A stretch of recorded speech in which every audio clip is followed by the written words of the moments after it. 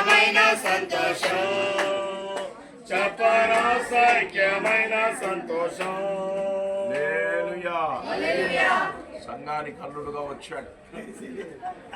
10 సంవత్సరాల తర్వాత దేవుడు చక్కని బిడ్డను అందరివాడు అక్కడ చూస్తూ ఉన్నాడు. వాళ్ళ డాడీని ఏం చేస్తున్నాను అని దాదాపు అందరి దగ్గరికి వెళ్తాడు. అందరివాడు అన్నమాట.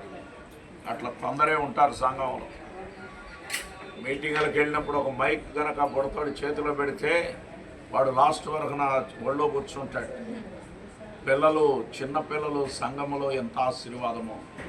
నిజంగా ఐజక్ గారు అలాగే వనిత ఎన్ని కష్టాలంటే బాబోయ్ సంఘానికి తెలుసు. గుండె పగిలేలాంటి పరిస్థితులు ఎదురయ్యాయి.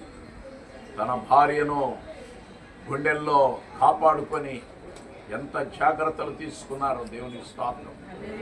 అందరూ ప్రార్థించారు. ఈరోజు వనిత ఆరోగ్యవంతురాలు కాదు, ఓ చక్కని బిడ్డకు జన్మనిచ్చింది. శారీరక మానసిక పోరాటాలు ఎదుర్కొందో విడచిన దేవుడు నమ్మదగిన దేవునికి స్తోత్రం.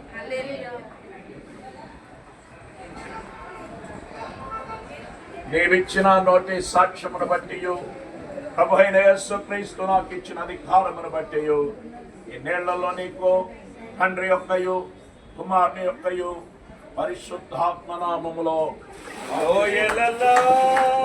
కూర్చబడాలి,